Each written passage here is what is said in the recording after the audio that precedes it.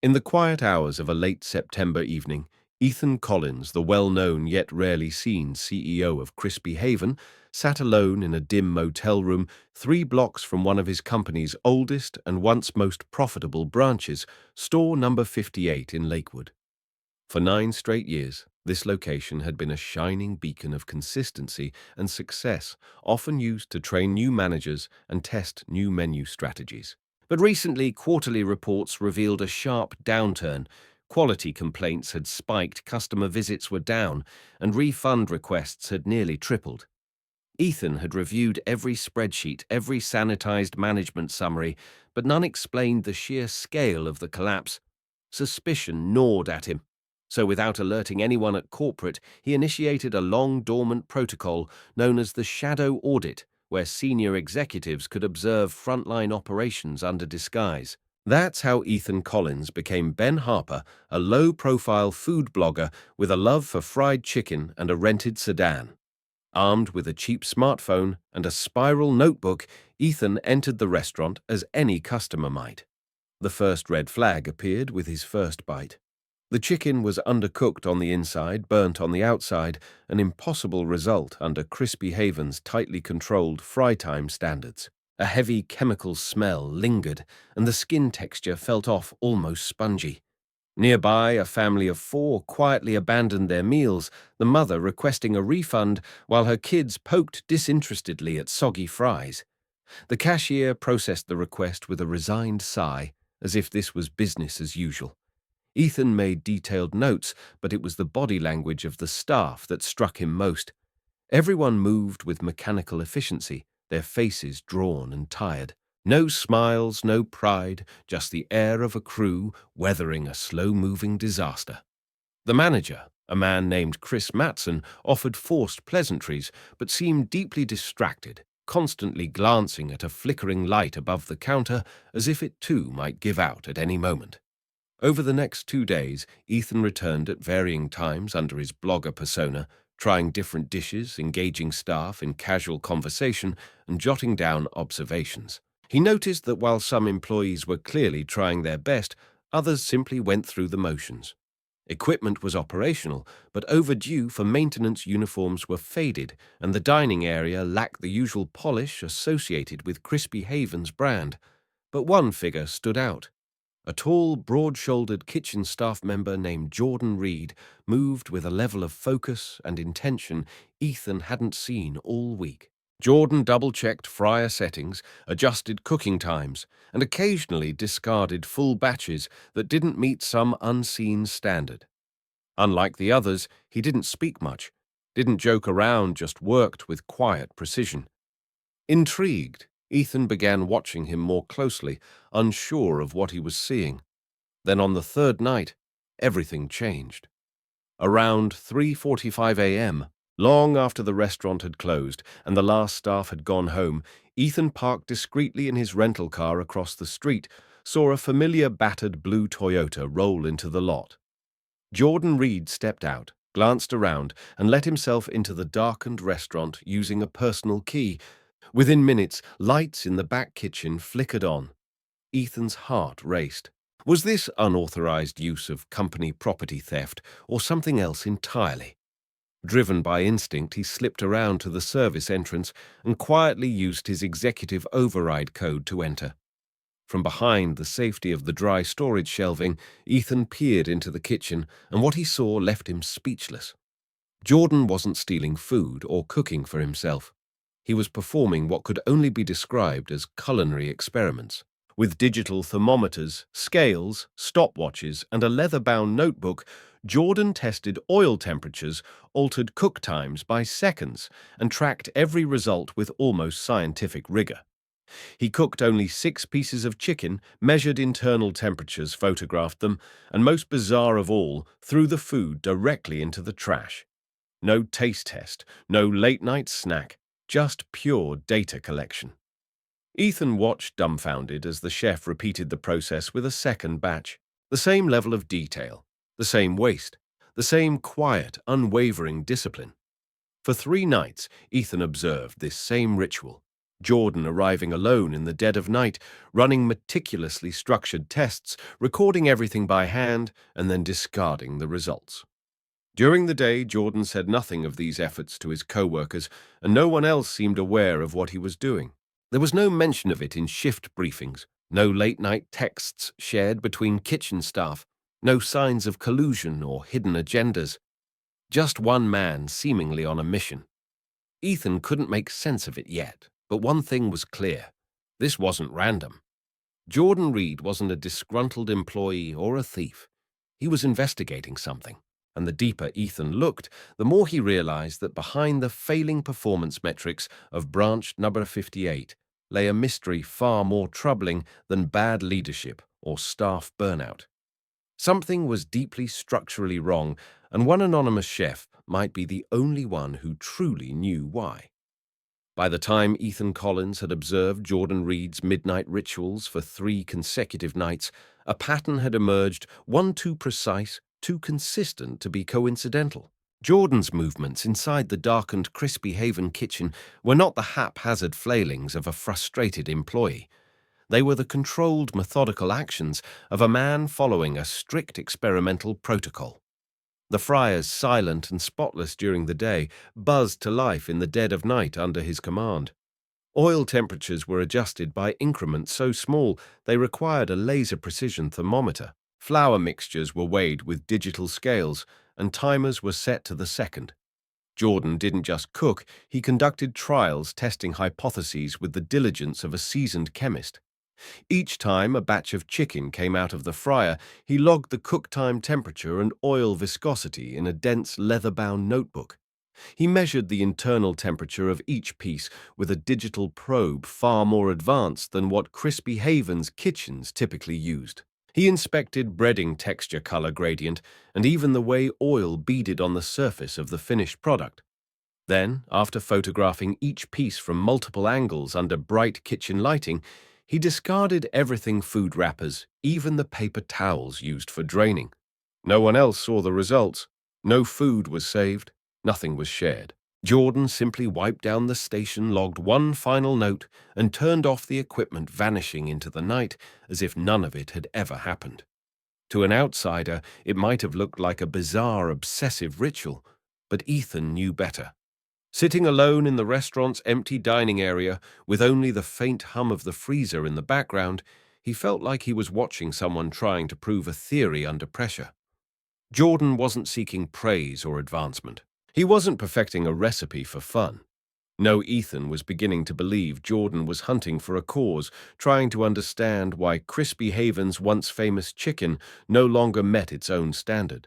The question now burned in Ethan's mind: what could make someone sacrifice so much time and effort in secret without recognition or reward?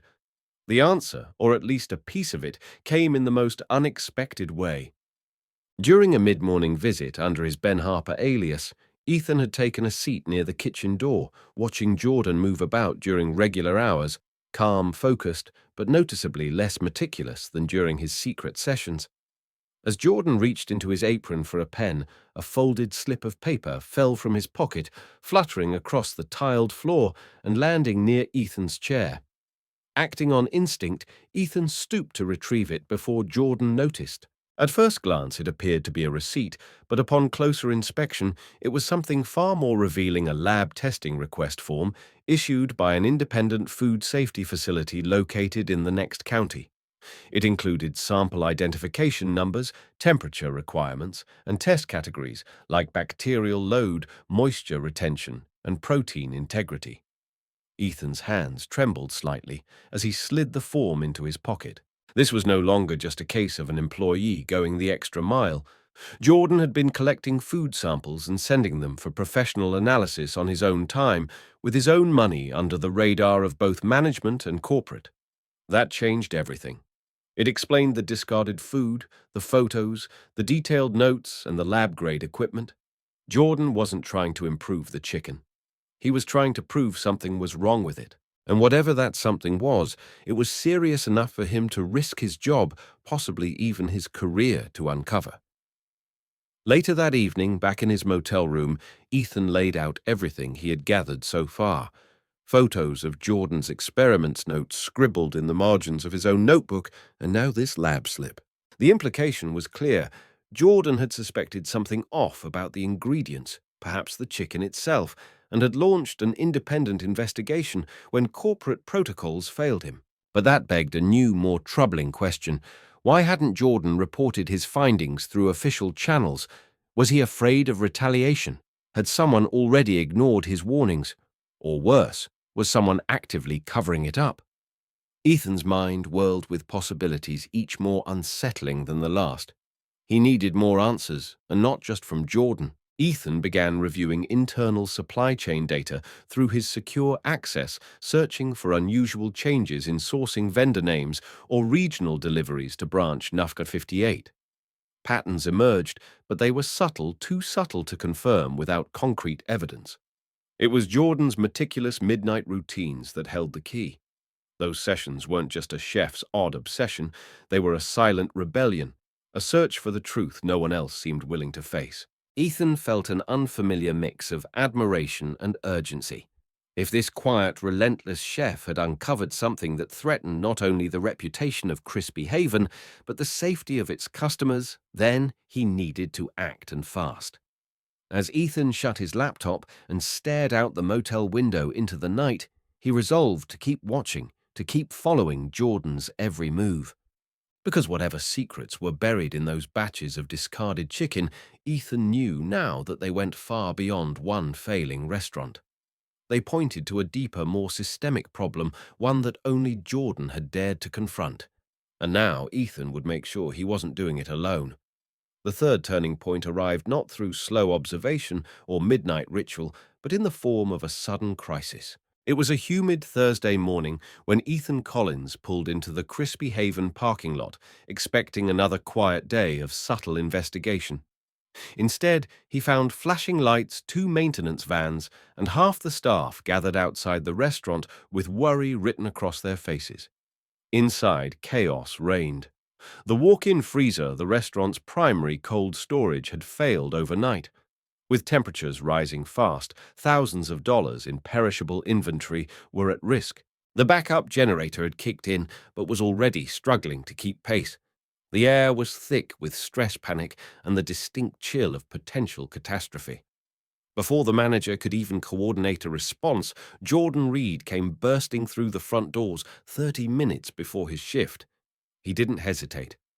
"How bad is it?" he asked sharply, bypassing the chain of command and heading straight for the heart of the problem. Chris, the manager, barely got a word in before Jordan was already issuing orders. "We need to move everything to the mobile coolers. Chicken first, then dairy, then produce.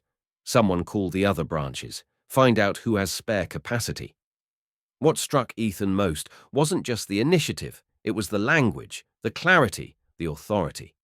Jordan knew this kitchen, this inventory, and these procedures better than anyone else on site. But as they worked side by side, transferring meat into temporary containers, Ethan noticed something even more telling. Jordan was inspecting each box of chicken, studying seals, checking date stamps, feeling the packaging, looking for something. It didn't take long for Ethan to realize what was happening. Jordan wasn't just saving the food, he was investigating it. As he lifted another case, he muttered to himself, "These should have been rejected at delivery. Look at this seal's been red-glued, and the expiration stamp is misaligned." Ethan, still in disguise as Ben Harper, pressed cautiously. "How can you tell?" Jordan's reply was quick but careful. "You handle enough of this. You notice the signs. This isn't normal. Where? It's tampering. And it's been happening for weeks." That moment confirmed it. Jordan wasn't just suspicious of poor supply quality. He believed someone higher up, specifically Regional Director Derek Foster, was deliberately substituting inferior products and undermining the store's integrity. Ethan's mind spun. If true, this wasn't just negligence, it was sabotage. Later that afternoon, when the crisis had been stabilized and staff were preoccupied with cleanup, Ethan seized his chance. He slipped away from the main floor and down a narrow, rarely used hallway that led to the back storage area. Unlike the well-kept front of house, the corridor showed its age-peeling paint, scuffed tiles, and dust-covered vents whispered of years of quiet neglect. But what caught Ethan's eye wasn't the decay. It was a small room labelled Storage B, oddly unguarded and slightly ajar. Inside the space looked like a cluttered graveyard of outdated promotional materials, broken signage and training binders. But tucked into the far corner, partially hidden behind a stack of unused napkin dispensers, was an olive-green filing cabinet with a brand-new padlock. Something about the contrast struck Ethan. Everything in the room was old, ignored, and forgotten, except this one cabinet. A quick check confirmed his instincts. It was locked tight, and while Ben Harper had no business tampering with company property, Ethan Collins did. From his wallet, he retrieved two slender lock-picking tools, relics of his mischievous college years. Within moments, the lock clicked open, and what lay inside made his stomach drop. The top drawer was filled with meticulously organized documents, original invoices, clipped to altered versions, supplier labels compared against near-identical counterfeits, and delivery logs showing discrepancies in temperature and transport times. One section held packaging samples with mismatched branding elements. Another showed photographic evidence of product swaps. Each file bore a handwritten tab. Each discrepancy had a date. Each incident pointed to the same conclusion: someone was knowingly replacing high-quality ingredients with cheap substitutes and covering it up. But it was the last file that broke Ethan's breath short. It was labeled simply DF. Inside, a printed email chain between Derek Foster and third-party vendors confirmed suspicions. Foster had been approving low-cost inventory swaps, instructing regional logistics to redirect premium shipments away from targeted locations like Branch Nubby 58. One exchange read, "Follow the real estate plan. Push the numbers down quietly. Don't raise flags. I'll handle compliance." Below that was a list of store numbers, including several others Ethan now remembered seeing in the declining performance reports. His heart pounded. This wasn't isolated negligence, it was orchestrated, and Jordan, it seemed, had already gathered far more proof than anyone realized. Ethan snapped photos of every page, every label, every forged signature. As he worked, voices approached, staff returning to finish the cleanup. He locked the drawer, quickly restored everything to its original position, and slipped out before anyone noticed. Back in his motel room that night, he laid it all out on the table. Jordan's secret experiments, the lab request form, and now the corporate-level fraud. The pieces connected. Foster wasn't just cutting corners, he was sabotaging prime locations, likely as part of a real estate manipulation scheme. The more Ethan considered the evidence, the clearer the bigger picture became. Someone somewhere had decided that Crispy Haven locations sitting on valuable property needed to be shut down. And to justify those closures, they were tanking performance from the inside out. The crisis with the freezer had been unplanned, but it revealed just enough to open the door to a much larger truth. Jordan wasn't just a passionate employee. He was an unsung whistleblower, fighting a battle no one else could see. And now Ethan Collins, the man sent to observe from the shadows, had found himself in the middle of a war he hadn't expected but could no longer ignore. Back at Crispy Haven's corporate headquarters, the atmosphere had shifted from routine busyness to quiet unrest. Ethan Collins had returned from Lakewood without revealing much about his undercover visit, but those who worked closely with him could tell something was off. He had the look of a man who had glimpsed something deeply wrong, something festering within the bones of a company he had built from scratch.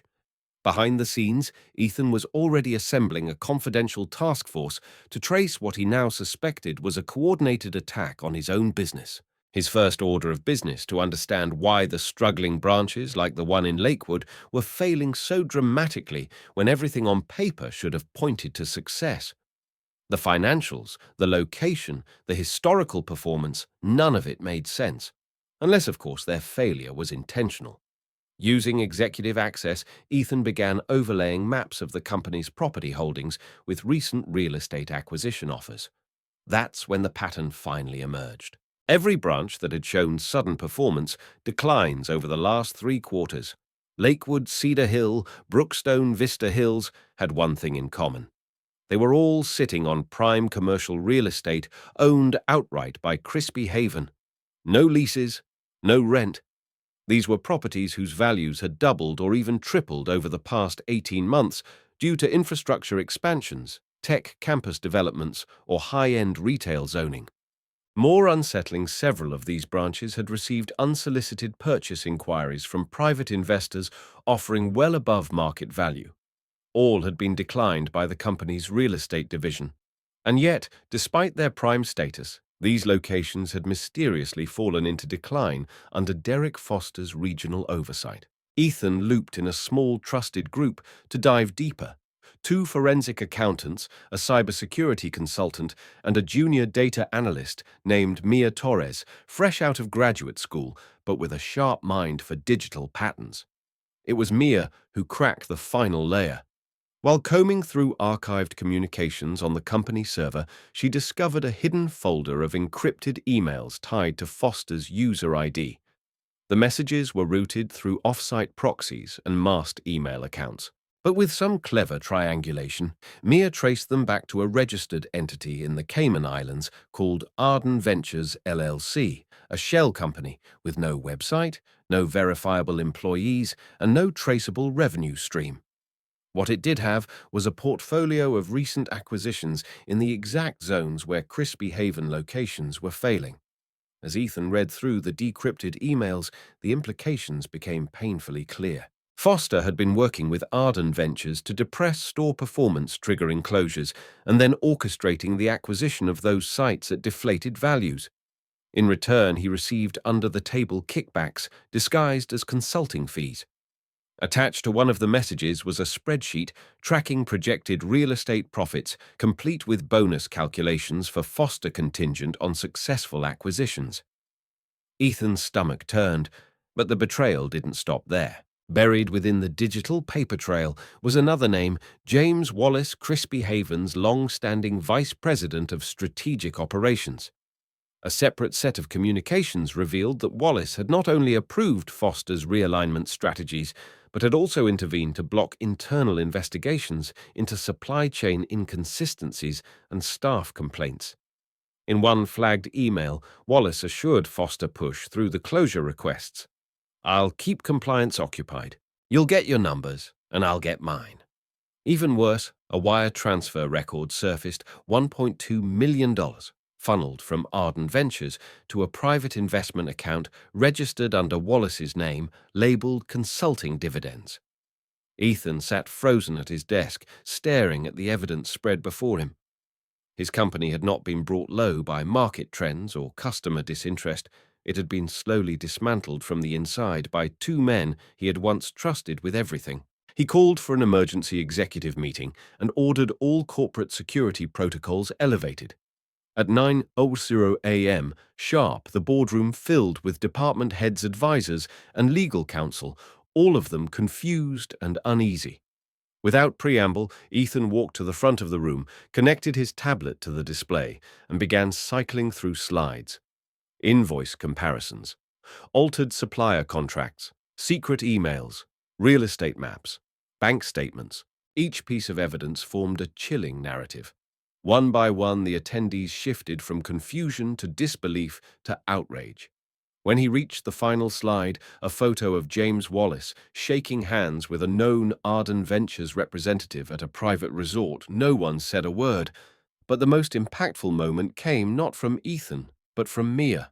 With Ethan's nod, she stood up and projected one final document, a bonus agreement between Arden Ventures and Wallace, with handwritten notes outlining a strategy to destabilize 7 Crispy Haven branches and initiate closures within 2 fiscal quarters. He wasn't just helping them buy land, she said quietly. He was planning how to destroy our company from the inside. All eyes turned to Wallace, seated at the far end of the table. His face was pale, his hands clenched. Ethan stepped forward, calm but firm. "You were supposed to safeguard our future. Instead, you sold it off piece by piece." Wallace tried to speak, but Ethan didn't wait. He nodded to security. "You're done here." As Wallace was escorted from the room, Ethan turned back to his team. "We have a company to rebuild," he said.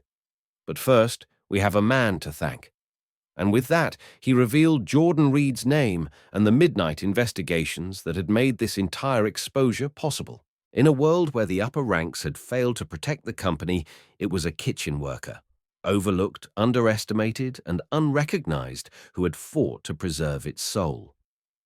6 weeks after the scandal broke and arrests were made, a new morning dawned over Crispy Haven's Lakewood branch store, Jut 58, the very location where it had all begun. The storefront had been renovated, the walls repainted in warm amber tones, and the air was no longer thick with stress or doubt. Instead, it was alive with anticipation. A crowd of customers, community members, journalists, and employees filled the sidewalk, forming a line that stretched around the block. At the heart of it all, standing just inside the entrance in a crisp, gold-trimmed chef's blazer, was Jordan Reed. Gone was the quiet line cook working overtime in the shadows. In his place stood the newly appointed Director of Culinary Integrity, a title that didn't just symbolize recognition, but represented a sweeping change in how Crispy Haven valued its people, its food, and its future.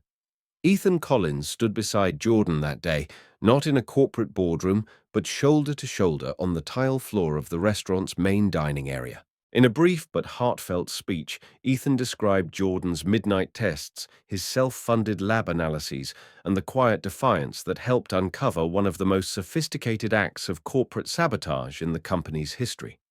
While executives were looking at spreadsheets, Ethan said Jordan was looking at the truth, at every ingredient, every piece of packaging, every drop of oil. He reminded us that integrity isn't something you print on a wall. It's something you protect when no one is watching. The room erupted in applause, and Jordan visibly moved, simply nodded in appreciation, clutching the small folder that contained his formal promotion letter. It wasn't wealth or prestige that drove him. It was pride. And now for the first time, the company mirrored that pride back to him. But Jordan's promotion was just the beginning. Under his new leadership, Crispy Haven rolled out a company-wide transformation known internally as Project Fresh Flame. Every branch would now feature an innovation kitchen, a glass-walled space near the main dining room, where culinary staff could test improvements in cooking methods, seasoning techniques, and ingredient handling. Employees at all levels, from part-time cashiers to veteran managers, were invited to contribute ideas to the Golden Standard program, a direct submission portal reviewed weekly by Jordan and his team. "We don't just want compliance anymore," Ethan told the executive board during the relaunch. "We want contribution." New third-party inspection teams were contracted to provide unbiased reviews, and blockchain-backed supply tracking was introduced, ensuring that from warehouse to fryer, every ingredient's journey could be traced and verified with absolute certainty. At the grand reopening news, crews asked Jordan what he remembered most about those early 4 a.m. sessions. He didn't mention exhaustion or fear. Instead, he described focus, the stillness of the kitchen, the hum of the fryer, and the notebook pages slowly filling with data. "That quiet time gave me the space to think clearly," he said. "To understand that the problem wasn't just in the food, it was in how we responded to it. I realized if I didn't document the truth, no one else would." His words were etched into a plaque that now hangs above the innovation station in Lakewood. "Integrity doesn't clock out." A phrase that had once kept him awake at night had now become the company's unofficial motto. The cultural shift at Crispy Haven was more than cosmetic. For years, store-level employees had been trained to follow protocols without questioning them. Now they were being trained to think. Workshops on food safety leadership and ethical reporting were added to the employee development track. Managers were evaluated not just on profit margins, but on their ability to foster transparency and respect. The employee feedback hotline was rebuilt from scratch with anonymous submissions, routed directly to an independent ombudsman. Even the company's internal newsletter changed. Instead of spotlighting regional sales winners, it began highlighting behind-the-scenes heroes, janitors who improved safety standards, cashiers who caught supply inconsistencies, and cooks who suggested better preparation workflows. In time, the story of Jordan Reed and the turnaround at branch number 58 became a business school case study taught not just as a lesson in food service, but as an example of how grassroots accountability can transform a corporate culture. And yet Jordan never let the spotlight pull him away from the work. He still arrived early, visited stores unannounced, and spent hours talking with staff on the line. "I'm not here to be a symbol," he said once in an interview. "I'm here to make sure what happened to me and to this company never happens again."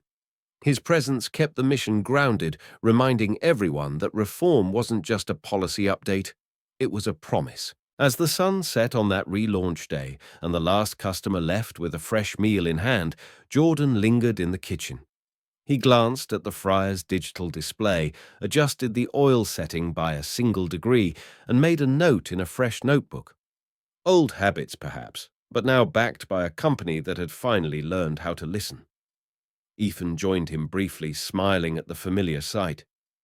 "We've come a long way," he said. Jordan nodded, closing the notebook. "Yeah," he replied, voice quiet but resolute. "But the real work starts now." And with that, two men who once stood on opposite ends of a secret investigation turned and walked into a future built not on silence, but on trust. If you found this story meaningful, don't forget to support Deep Inside HQ by subscribing to our channel and turning on notifications so you never miss a powerful moment. Share this video with someone who believes in integrity, second chances, and the power of doing the right thing when no one's watching. Drop a comment below to let us know what inspired you most. We read every word. Your voice helps us keep telling the stories that matter.